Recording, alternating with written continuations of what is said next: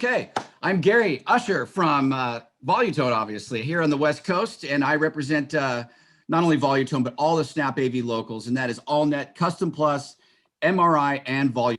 We're super proud to have you guys on today. Our webinar series has been going fantastic, and I cannot thank you enough. It's keeping me in a job, it's keeping me in this chair, and it's keeping me visible, especially with our vendors. The vendors all across the country, of who we stock. And we know that you've got choices when you come into the SnapAV local stores. So that it's our job to try to define these products for you week in, week out. So you have a place to go to get questions answered, along with, we're a brick and mortar scenario where you come into our stores and we train our salespersons in the same regard. So we're all on the same page week in, week out. That's really the goal here. Plus, it's a little bit more of an open forum. I know many of these people, so I really urge a great dialogue, and that's what brought us to this commercial subject today. Derek and I, some months back, we wanted to kind of enter 2021 and frame, if you will, commercial. So we picked, as far as the locals are concerned, 3 different products or modes, if you will. The first one being episode and 70-volt speakers, and when and where, and the highs and the wows. We went into this, we haven't done a whole lot of episodes since the pandemic has always been a little bit difficult, Derek, to get speakers in front of everybody. And what can you do? So it's posed a little bit of a challenge for us, but nonetheless, at the episode speaker line, as far as the SnapAV locals, has done tremendous. I work in the stores a lot, and man, I love the reputation that episode has gained and has earned. So specifically, we wanted to get into commercial. Let's get into this module, if you will, 70 volt. I can't wait to hear and watch Derek's presentation. 2 more are coming as far as commercial is concerned. We picked Just Add Power coming up in a week, and excuse me, not in a week. That will be February 17th. And then the next month, March 17th, we're bringing in QSC. So these 3 training modules are kind of our commercial discussion through Q1. Just wanted to lay that out for you, so you've got another place to go to continue the commercial discussion here. With our weekly webinar series, as we're on today as well, Derek is coming back 2 weeks from now. Derek, you're going to do an Arachnus training, which led us to that discussion about the PCNA and the additional network training that's available to you guys. So I'm going to put together an email tonight. There's going to be links on there, not only with this commercial discussion, but all of the trainings that I have coming up, and I have built Zooms for you guys. Please get your team on these. They're really worthwhile. 1 hour is all it takes. We do a morning session and again at 2 p.m. and that stands for today. So sorry to go on, but I really appreciate it, guys. Like I said, I'm going to do an email with Derek's slide deck, a recording of this video, links and so forth to everybody that registered on this training, which today we already have 100 people registered for this morning, Derek. So I know it's hitting a certain nerve. I'll send that out later on tonight. And so without further ado, I think we're ready to go. Derek always does a great job monitoring Q&A. I'm here throughout the morning. Let's get the questions in. Derek will probably pause where he sees fit and tries to answer some things. So hold on to the questions. You guys know what to do. Derek, it's really great to hang with you, buddy. I hope you, your wife, and your brand new baby are doing well in North Carolina and Charlotte there. Look forward to a great year with you, buddy. All right, I'm going to turn it over to you, Derek. Thanks, man. Thanks, Gary. I appreciate it. Gary always has a great intros, guys. It's always good to hear from him, and we can't wait to get back in person and do these things all together again, hopefully sometime this year. But welcome. As Gary was kind of mentioning there, my name is Derek Webb. I am one of the, I guess you could say, technical instructors here at SnapAV. I see a lot of names I recognize, so I definitely love to see that. But for those that don't know who I am, I have been with SnapAV now for just about 8.5 years. It's pretty crazy. I started back in 2012 on the tech support team, so I've probably spoken to a lot of you guys over the years if you've been a SnapAV customer on various different products and whatnot. But I've been doing training now for about 3.5 years. Moved over into that role, and I focus on really all of our categories, everything from Oversee to Arachnus to Luma. I teach our Control 4 automation programmer class once a month as well. So I love talking about this stuff. I love interacting with you guys. As Gary was mentioning, please shoot those questions in. I already see a few rolling in here as well. So use that Q&A feature in your Zoom panel there. If you're on a computer, it should be right there at the bottom. It says Q&A. If you are on your phone or your tablet, you may have to hit more and select Q&A, but push those questions through. That's how we're going to go through and really hone in on what we talk about today. I want this to be unique to you guys. There's plenty that I can talk about and that I can go into, but when you guys drive the conversation, you get the most out of it. So feel free to use those that Q&A feature as we go through it today. That's my spiel. That's what I like to intro with there. But let's talk about what we're here for today. Obviously, as Gary mentioned, we're here to talk about commercial audio, specifically 70 volt, and what we have to offer from episode in that realm. It's one of the one of the older categories of SnapAV. We've had 70 volt audio around for quite a long time.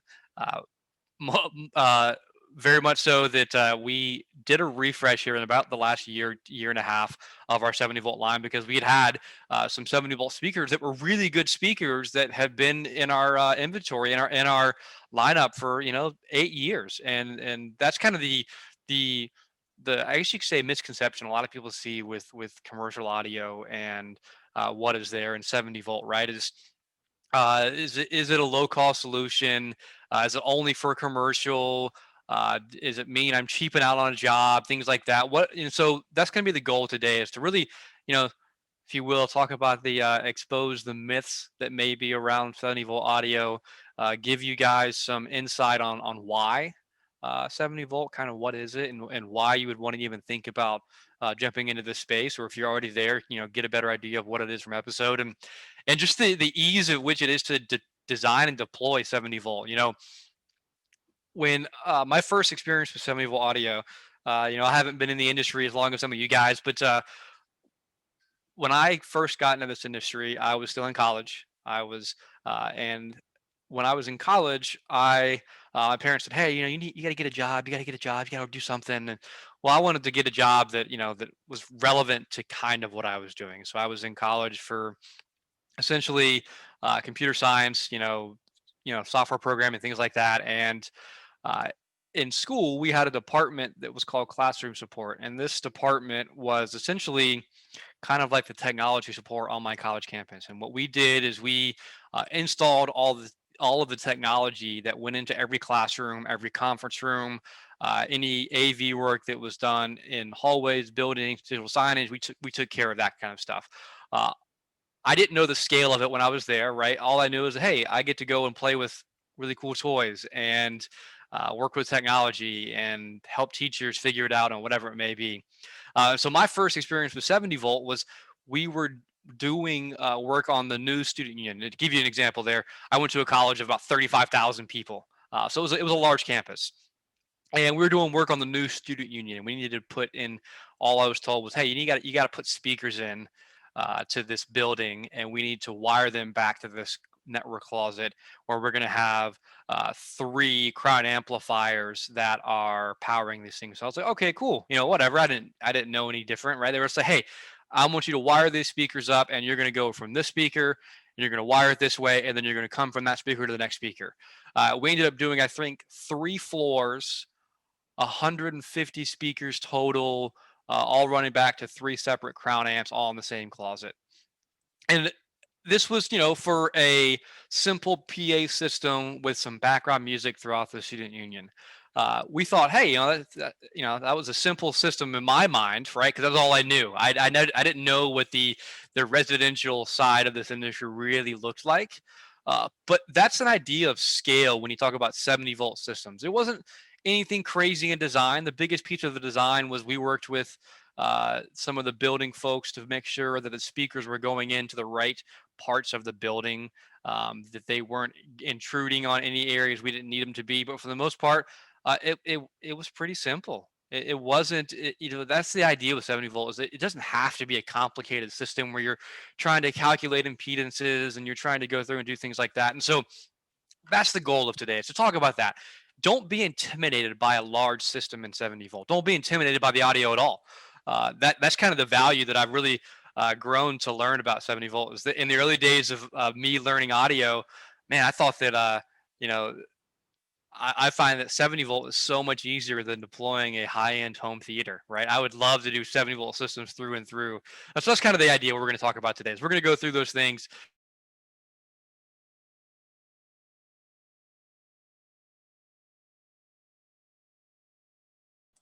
Guys, are you still with me? I seem to have lost Derek on my end. Sorry, Derek.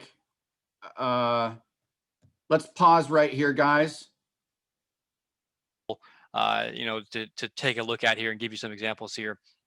We look at 14 gauge wire on an 8 ohm speaker, right? 14 gauge wire on an 8 ohm speaker. And at about 87%, we're losing about 11% of the power that we started with that amplifier on an 8 ohm speaker. That's significant, right? That's a big deal when you're talking about distance when you're going into a commercial setup. So that's the thing to think about when we talk about why 70 volt. When you hop into the 70 volt realm, right? You're looking at on 14 gauge wire, 11% audio loss at 2,000 feet. That changes how you can deploy your systems. As you get to obviously thicker gauge wires, that's really significant. So most of your jobs, you can probably do 18 gauge, 16 gauge wire and 70 volt, and you're golden. And that's already right away saving you money on your wire cost. You don't have to go out and run extremely thick gauge wire to go these long distances because again, 70 volt allows us to be a little bit more precise there.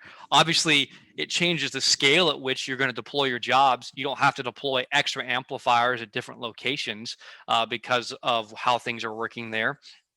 And then it changes your scale, right? You have the ability to run much larger jobs. Before you may have had to worry about, well, on this channel of this amplifier, I could only get 4 speakers on it to maintain my 4 ohm load available on amplifier. So really my scale is not as big anymore. Well, this person, this customer, they want to have a music studio with 16 speakers all, spread around different rooms, or they want to have 60 speakers spread around different rooms. They want to have a lot of speakers to fill the room. 70 volt is probably going to be your better solution there to be able to spread that. And then ultimately, like I said, it's cost. A lot of people, this is one of those myths that I like to kind of dispel. One of the myths of 70 volt is, oh, well, 70 volts great, but if I really want to get high quality audio, I got to pay for it. Look, if you want audiophile, fidelity throughout a system, you're probably not going to run a Martin Logan speaker, 70 times throughout a home. You might. You might. I'm not. I'm not. I don't want to speak for all of you guys, but it's not really what you're going to do. 70 volt audio can still sound really good and have really good fidelity. The myth around 70 volt being cheap, which in return makes it sound worse, is because of the market that 70 volt kind of got curtailed into early on, which is commercial. And typically when you go into a commercial job, the scale is larger. So in reality, the size of the job is going to get bigger, which will in turn inflate the cost. And so as manufacturers, we're getting that feedback over the history of this solution. The cost of the materials to build the speakers was driven down because people needed more and they didn't want to spend so much on that. Well, that whole process, that whole theory is kind of caught up with itself. And now the development cost of speakers isn't what it used to be.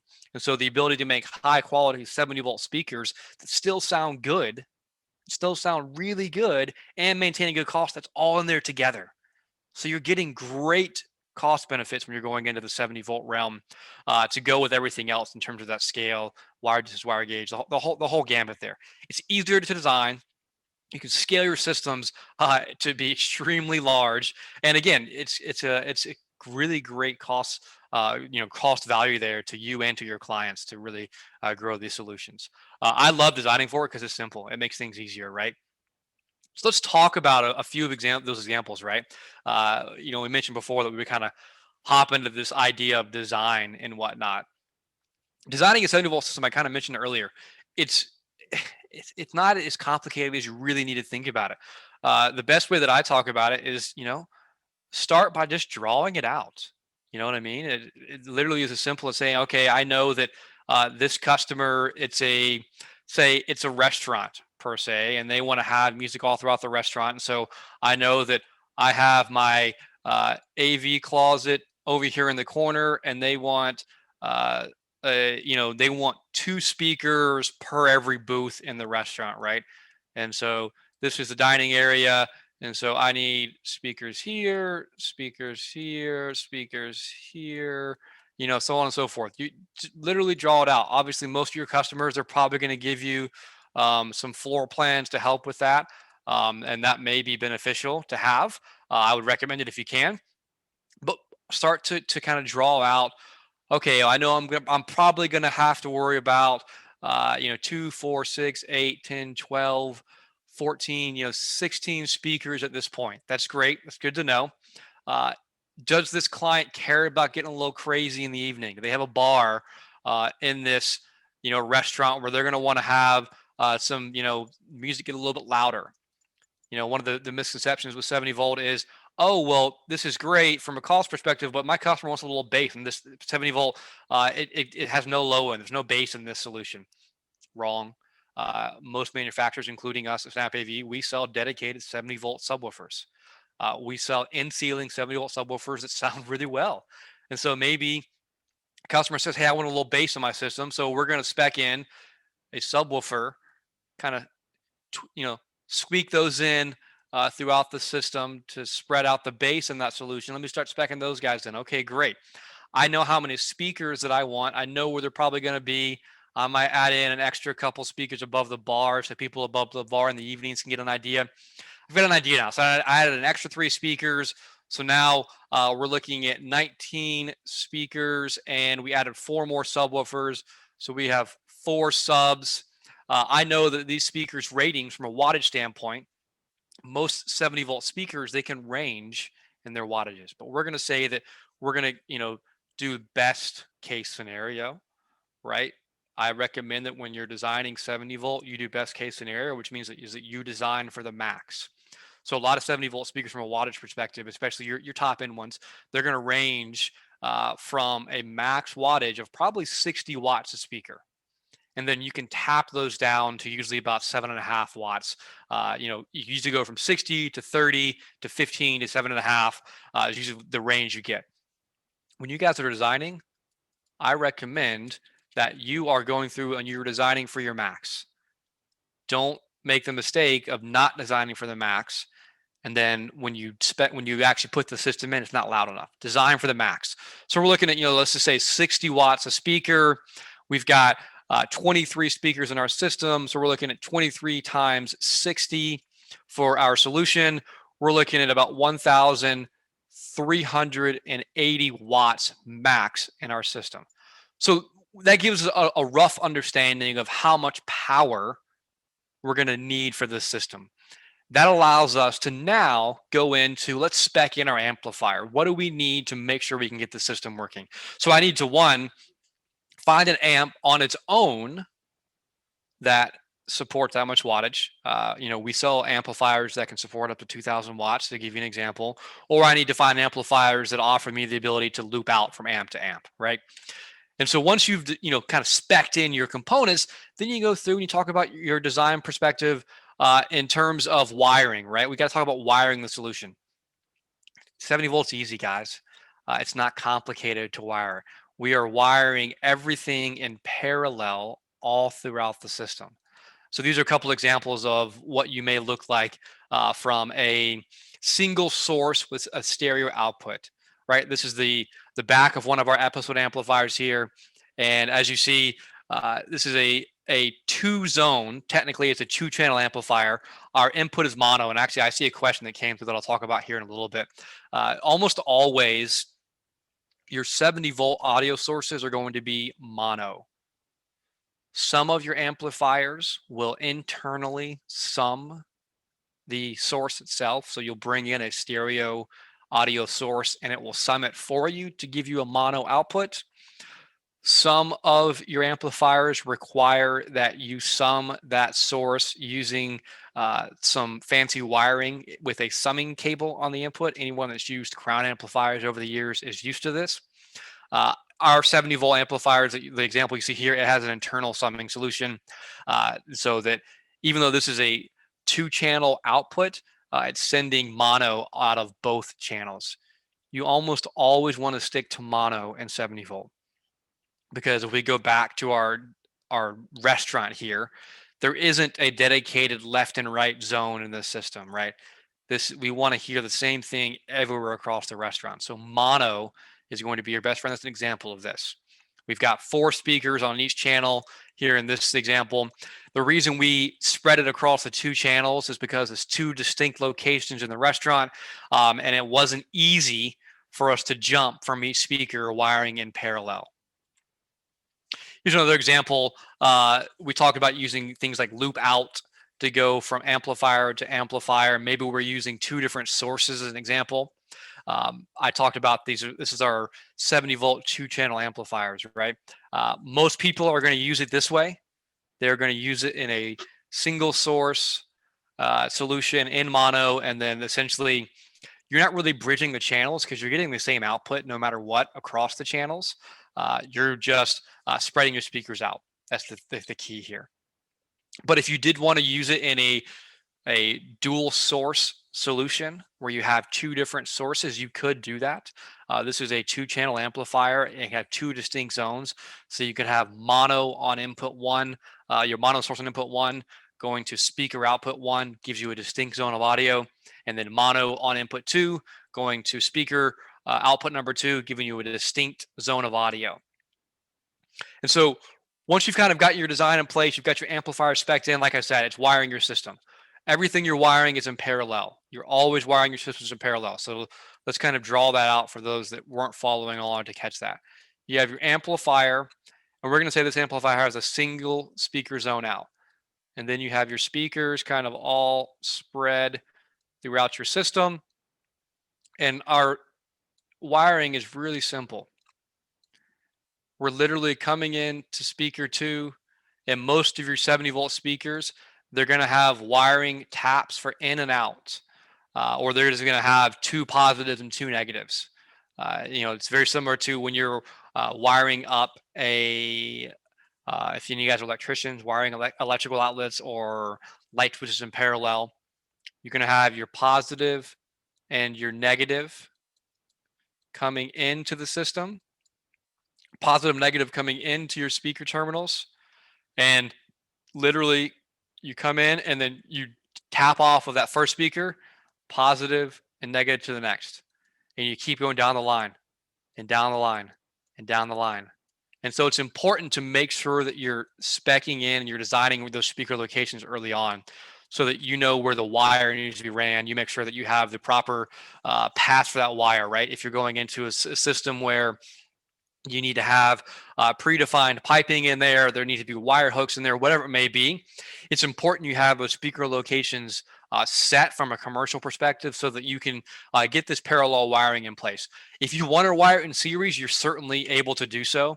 I know plenty of people that will wire their systems and they'll have their amplifier over here, and you could have literally speakers all throughout the system. And rather than wiring in parallel, you could literally bring all the speakers wiring back to a junction before the amplifier. You could bring all that wiring together and then bring that in the amplifier if you really wanted to do it that way as well. I don't recommend that. It can get a little bit crazy from a wire management standpoint, but it works the same way as well. That's the idea of 70 volt. It's not as complicated from an impedance perspective as a standard 8 ohm, 4 ohm system is going to be. It's super simple to kind of spread this thing out and really get to go where you're going. So again, wiring in parallel. Obviously, we talked about those tap settings already. You need to worry about those tap settings and what you want those to be at. I told you it's best to spec in to do your tap settings at the max by default, and then if you can always go down and power output so that if the client thinks it's too loud, that's fine. You can always go down.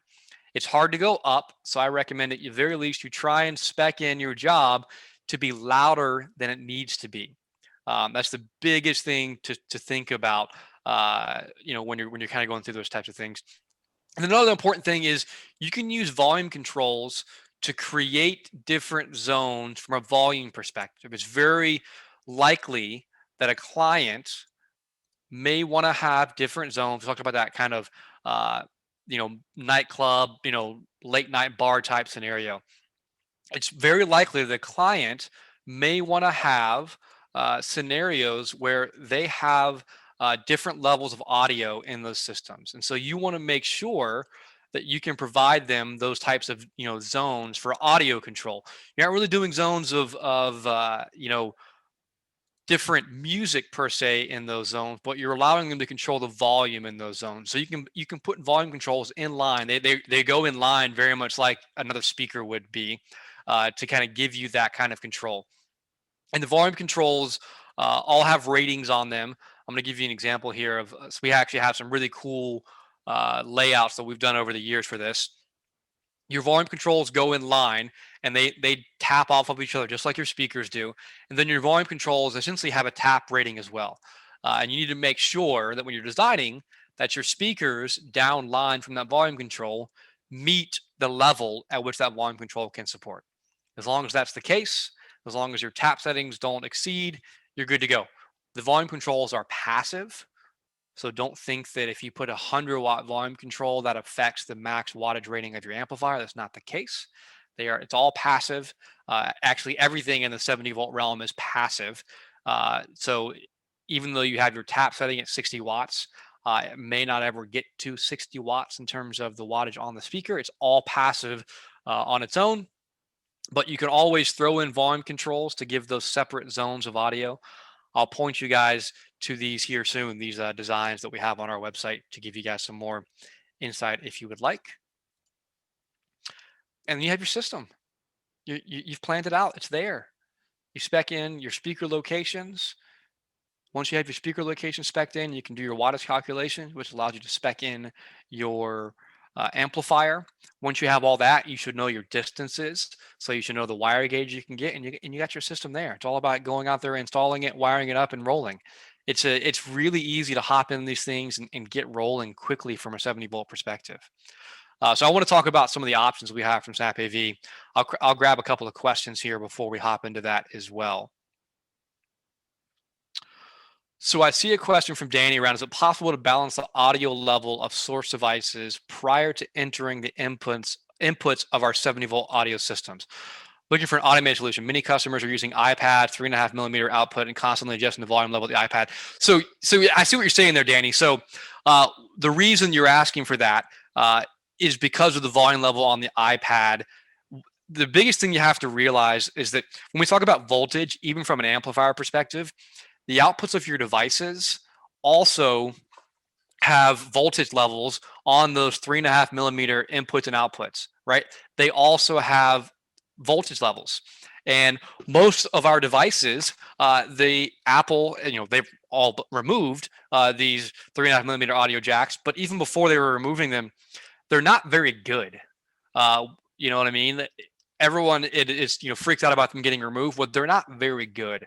They have very, very weak output levels, and they struggle to provide good quality audio to your systems. That's a lot of times where you see customers having to readjust audio levels, so on and so forth, because it's just, even at maxed audio, they just don't sound great. And so you want to be able to put things in line to balance that and get a good quality audio level there. So our amplifiers from, say, our 70-volt 2-channel amps, they do have the ability to sum, but they're not going to do anything to boost or to balance that from that perspective. If you guys have ever worked with us in the past and done our landscape audio systems that use 70-volt audio with our crown amplifiers that we've used in the past, you've probably heard us talk about getting what's called a Clean Box Pro. I think we still sell it. Let me see if I can find it real quick before I talk too much about it, but a Clean Box Pro is essentially a line level adjuster. It allows you to go from balance to unbalance, unbalance to balance, and to essentially boost your line level volume or your line level voltage to make sure that you're getting the cleanest possible solution, the cleanest possible, audio signal at the type of audio signal that you want coming into your solutions there. So I know that we've sold in the past. I'm not sure if local has it in the stores, to be completely honest, but that's an example of, yeah, here we go. Ignore the price because the price might be different for all of you guys. But this is an example of a Clean Box Pro. It's allowing you to bring in your audio inputs, balanced or unbalanced, flip it whatever way you want to. You're setting a output level on that, and then you're coming out of the other end, whatever you want to from an output. So balanced to unbalanced output, wherever you need to be. So this is a great solution. If you're using an iPad in a commercial setting, I 100% recommend you have one of these in place. If you're using an iPad in a commercial setting for audio, I 100% recommend you have this solution or something similar in place. CleanBox Pro is a dual channel level converter. Yeah, guys, I'm going to check on my email tonight. I will put the AllNet Volutone MRI link for this product in there. I've been out stores a lot lately, Derek. I don't know if I've seen that, but I love that. We use, for microphones, we use cloud lifters. We use certain things that are very easy to kind of attenuate, if you will, coming in. Pretty simple. Thanks, man. Yeah, if you're using a more of a professional audio source, like a Sonos, for example, I'm gonna say professional, but you're using a dedicated audio source, they're usually gonna have a better output, and you don't always have to get one of these for those types of things. But these have become very important when you want to use things like phones, tablets, those types of solutions to bring those things in. I say low cost. They're low cost from an audio performance perspective. They're not low cost on their own, but they're not meant to be an audio only device. And so this is an example of one of those devices that can help with that. So great question there, Danny. I definitely really appreciate that. Let's see. I have one more question. On top of a 70 volt, where there's ins and outs for an existing 70 volt speaker and another 70 volt in parallel, you want to add a third 70 volt speaker. Does it matter which of the speaker terminals? So great. So Brian's asking, when you have those ins and outs on the 70 volt speaker, does it matter which ones you're using? It does not. You want to just make sure that obviously you're matching your colors right, positive and negative appropriately. But it doesn't matter which one you're choosing. There's not really an in and an out per se, because it's voltage. It's all there. When the voltage comes in from the amplifier and it hits that speaker, everything's getting everything. So as long as you match up, if you wanted to run another speaker off that, it doesn't really matter which ones you use, as long as you're making sure that your positives and your negatives line up. So great question there, Brian, from that side of things. So let's talk about options, right? I mentioned before, we wanted to really focus on what we had to offer from an episode perspective. Like I said, we've been in the 70 volt realm for quite a while. We have some really cool stuff today that some of you guys may not have seen in the past, right? We have an entire lineup of speakers kind of across the board for you guys in that 70 volt realm. Everything from your standard in-ceiling 70 volt speakers and subwoofers. It's important. I want to make that clear. We have speakers and subwoofers for in-ceiling deployment. We have all of the speaker brackets, tile bridges you need to make sure these fit on every single job. I think we have 39 different in-ceiling speakers, like 30 different in-ceiling speakers, right? So we're starting at that 4-inch in-ceiling speaker, moving up to a 6-inch, and we have even 8-inch in-ceiling speakers as well. From a 70 volt perspective, we have again those in-ceiling subwoofers. It's an 8-inch in-ceiling subwoofer to go with it, and we have different levels too, right? Our newest line of 70 volt speakers is our 800 series. That's our highest end from a performance perspective. That's the kind of the one you see here on the screen in front of you. These sound really good for what people would say is a typical 70 volt speaker. And almost all of our 70 volt speakers also have an 8 ohm bypass. So if the customer decides they don't want to do 70 volt down the road and they want to go 8 ohm, you can always flip it to 8 ohms if you'd like to. But then we have some lesser, as I like to call them, noisemaker speakers as well. We have your standard kind of full range driver speakers that go into your ceilings, simple things is there. So I talked about those speakers, but let me show you guys a really cool guide that we have here as well. So if you guys haven't seen this, I don't know if Gary has seen, he may have seen this, but this is, I want to make it full screen. Maybe I won't. This is our 70 volt speaker guide. So I just talked about all these speakers that are there, right? And this is a great guide for you guys to see all the options you have. If you guys are doing a lot of 70 volt jobs, I recommend you have this thing printed out all the time. And so I just talked about our ES 800 IC sub 8. I'm telling you the frequency response on that guy, the obviously 70 volt, the wattage settings you have all the way from 10 up to 80 watts, 8 ohm bypass. I'm giving you the UL ratings. This is really important for you guys that are going into some more high-end commercial that's going to require those UL ratings. Our UL ratings are printed on all of our speakers as well, so you don't have to worry about, that inspector giving you a hard time. MSRP, what they're shipped in. Are they shipped as singles, or do they come in a set of 2? And so we're giving you all those options there. And as like I said, it goes from range, right? These are our best 70-volt in ceilings, and they're going in some of our lower ends. We have simple tile bridges, which is our cool speakers, replaces your tiles. Then you're getting into some of the cheaper ones, right? These are what people have associated with 70-volt over the years. Cheap speakers that make noise, kind of like PA speakers. I've always called them noise makers. That's what they're there for, just to make a little bit of noise. So that's our in-ceiling line. One of my favorite lines, you kind of saw it a second ago, is our line of pendant speakers. I'm sure you've seen plenty of people that have these out there today, but our pendant speakers are great speakers. They sound awesome. They fit a really, really, used to say it was a niche, but everybody is going and doing these open concept, open ceiling type restaurants nowadays, and bars and breweries.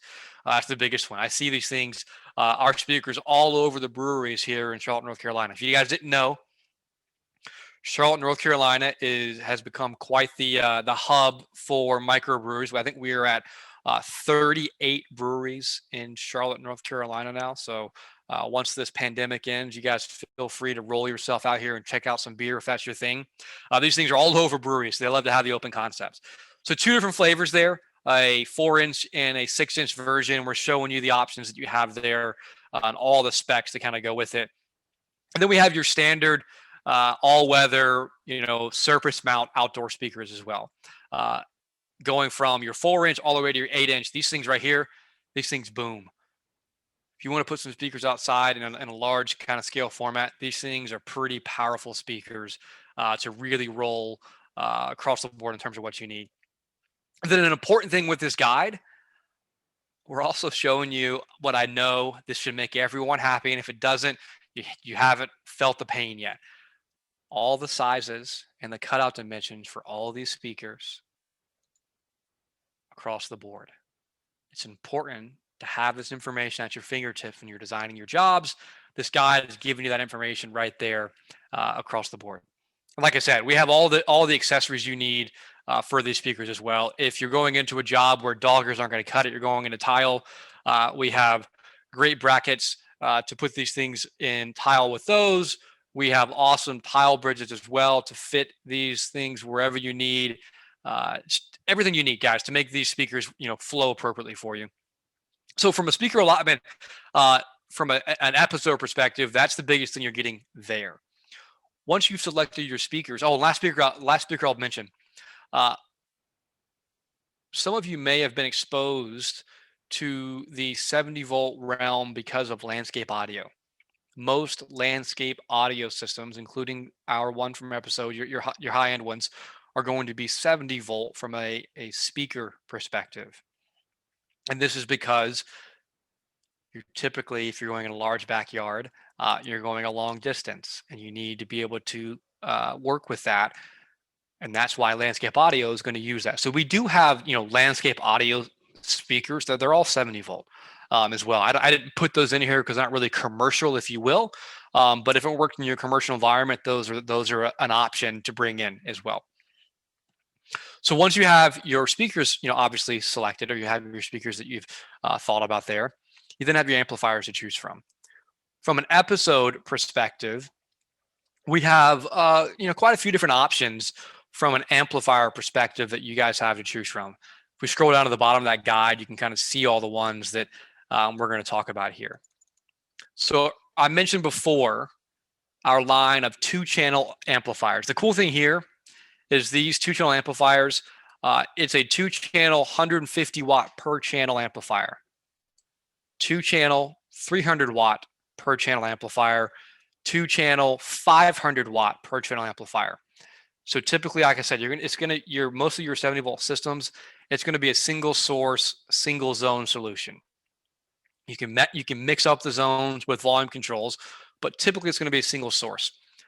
So technically, those 2 channels become one. So that's a 300 watt amplifier if you're using a single source. 600 watt, 1,000 watt amplifier from those types of things. That's an important thing to talk about there in terms of watts per channel. I mentioned before, it does have 2 inputs if you were using that appropriately to use those 2, but most people are going to use a single.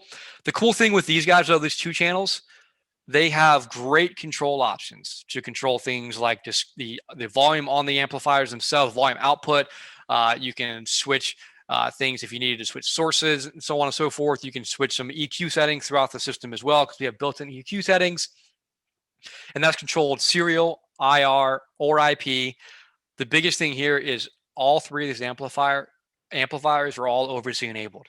So for you guys that don't know what oversee is yet, I suggest that you get on it and you learn about it. For those that do know, that should be a welcoming sign.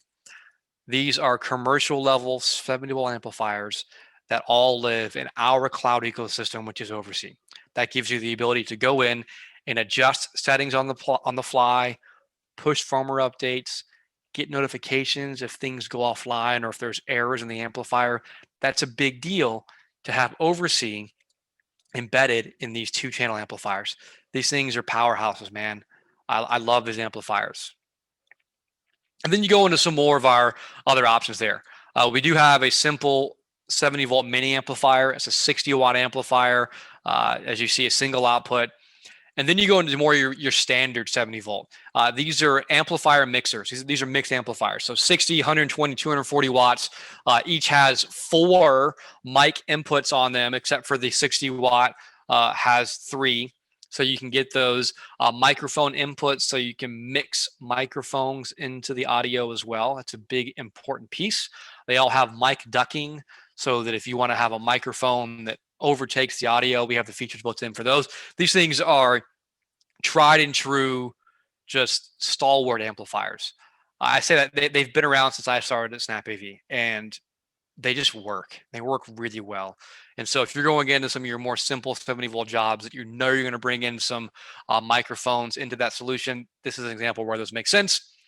And then you kind of have our do-it-all amplifier, our EA amp hybrid 2D 1000, and then we have a 2000 watt version as well. If you've done our outdoor landscape solutions, you've seen this amplifier.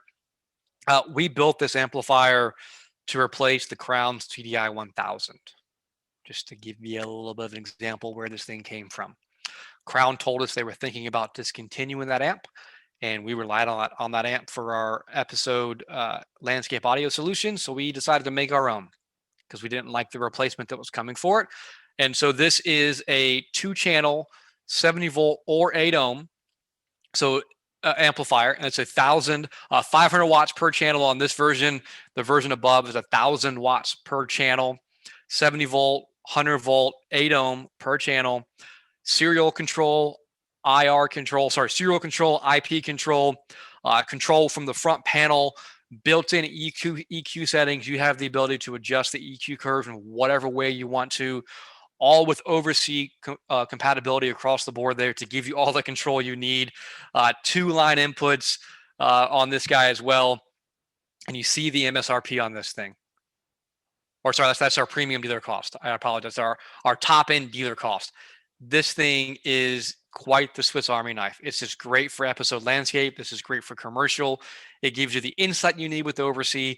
It gives you the power you need, right, with the available settings on there. These guys are powerful, powerful solutions from an amplifier perspective. Hey, those are our. Go ahead, Gary. Derek.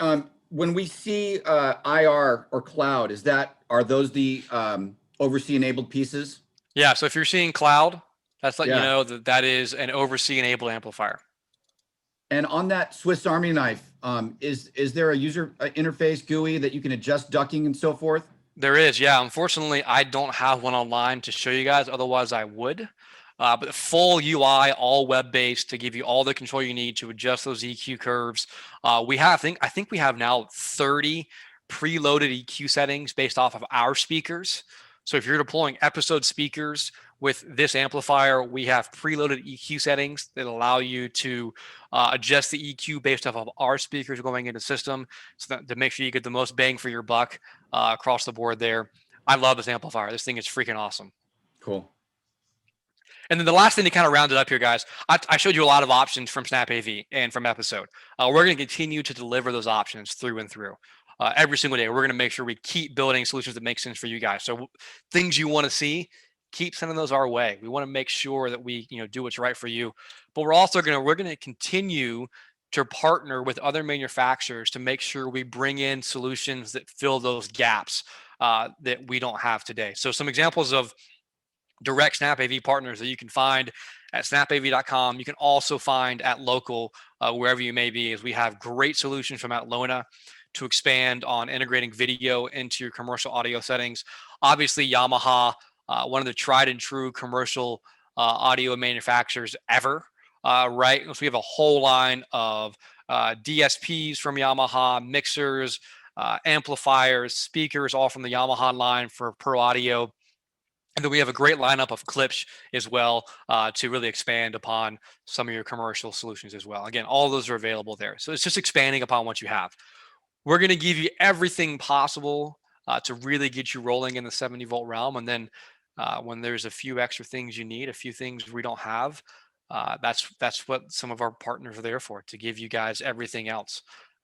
Gary mentioned QSC is coming in for a webinar. They make some awesome stuff.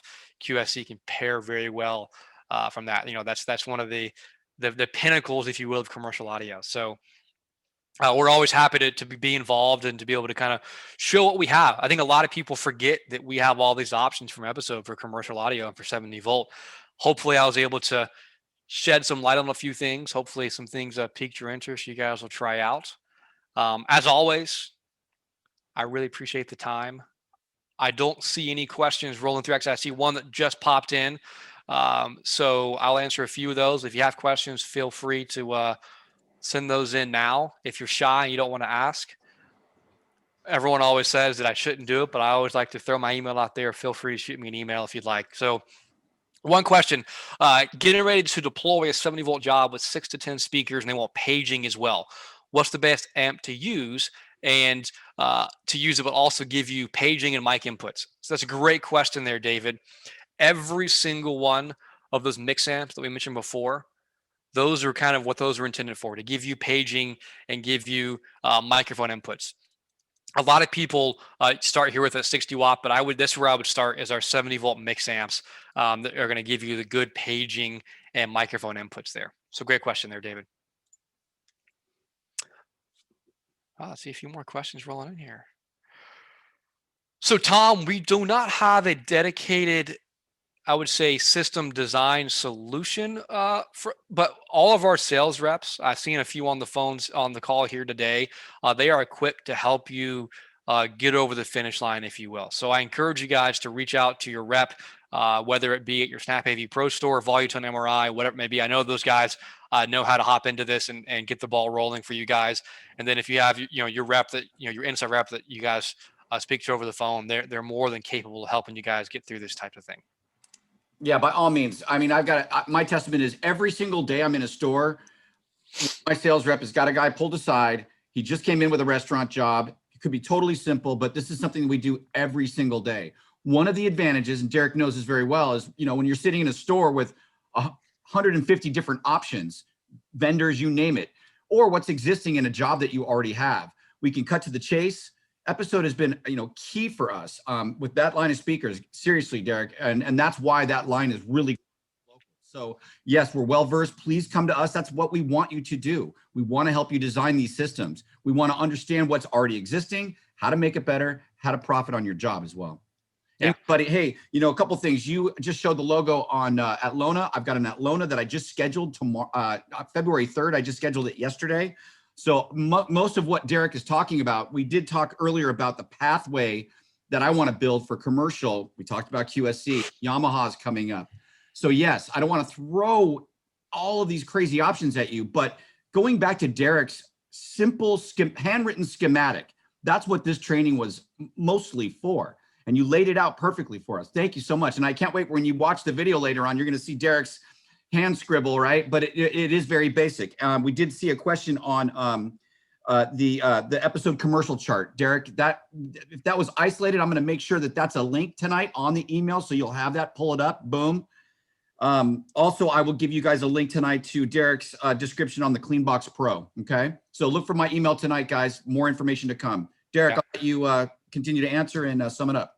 Yeah, I have a couple more here and we'll end it. So I great question from Brian. Is there any inherent or discernible difference between actual audio and an 8 ohm, 4 ohm system and 70 volt? There is, right? And the reason that there is, it is the technology, the way that the signals are being transmitted, but also it's the nature of which you're going to be using these solutions, right?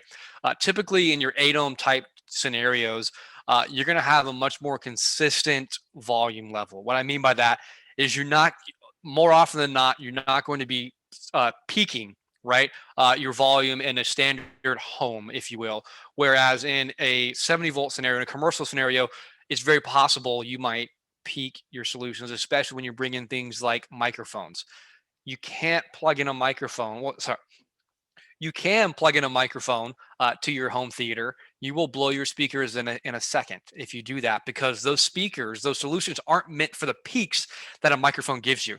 You know, when you sit here and you talk in your microphone like this, that is going to peak those speakers and it's going to create distortion, which can in turn make your speakers separate. And that's when the coil of the speaker separates from the cone and everything falls apart.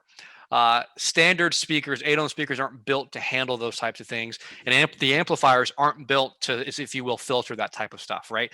And so that's where 70 volt, there will be a somewhat slight audio difference there, and that's where a lot of times, if you have a standalone 70 volt speaker, you'll have a lot of bass because it's really focusing on the mids. You're not getting the highs and the lows on the far end, and that's why over time manufacturers like we have brought in standalone subwoofers to give you those things.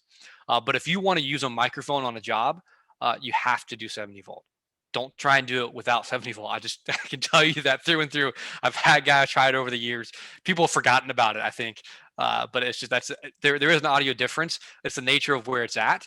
But if you're using good quality 70 volt speakers, it's going to sound just as good. And what I will say that when you go to a really, really big job and the customer wants to have really, really loud audio, they can't do it with 8 ohm. You just can't. You can't get to that super, super loud audio without literally spending the world to get there. It's just a thing to think about there, where the trade-offs kind of happen. So it's great. And then, like Gary said, we're going to have the 70 volt guide posted in that webinar later. I saw a question come through. Any preferred microphones to use with our amps? So we actually have an entire line of microphones through SnapAV called Sense. Everything from your standard handheld microphones. We have gooseneck microphones, wireless lapel microphones, all the charging stations you need. Everything you need really to kind of make it work there. Microphones for your conference settings, whatever it may be. Those are also all available through your local stores as well.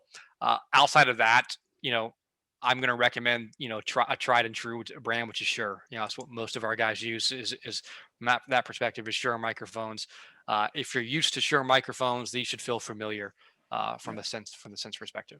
Which we carry as well. Other than that, guys, I think that's where I'm going to end it right here. Like I said, if there's things that you don't see from the episode lineup, I can almost guarantee you we have a partner that can help fill those gaps. So lean on your guys there at the local stores to help you find those partners. A lot of those are on the SnapAV website as well. With that being said, I thank you for the time. I'll hand it off to Gary, and we'll see you next time. Yeah, great job, buddy. I really, really enjoyed this conversation. I think it's super important. Like I said, every single day, guys come in with the ability to do a commercial job, and I'm going to continue to kind of light a path for everybody. Ask the questions they can't, and just understand truly what Snap has as far as manufacturing at our disposal. Episode has been awesome, so I really do appreciate that. Guys, I'm going to come back with not only Just Add Power, talk about multi-panel, big professional stadiums. I mean, you name it. These guys are a great company, as well as QSC later in March. And that will kind of encapsulate our Q1 endeavors. Derek and I will work a little bit more on Q2 and what we want to present to you guys regarding more commercial trainings for you guys. Thank you guys so much from all of us at the SnapAV Locals. You're going to continue to see marketing. We're getting great write-ups concerning, you know, the content that we're providing and the trainers that we're putting in. So guys, thank you so much. I'm going to send you guys an email a little bit later on tonight. It's going to have our broken up video. I don't know. I'll review that. Maybe we'll record session number 2 for you guys so it stays consistent. But I always put the link for all of our archived videos that we've got on our own YouTube channel for the SnapAV local. So check those out. They don't last long. I mean, you don't need to go back 4 months and watch a video. If you can, great. But that's why I can post new content. It's all about being relevant with new content.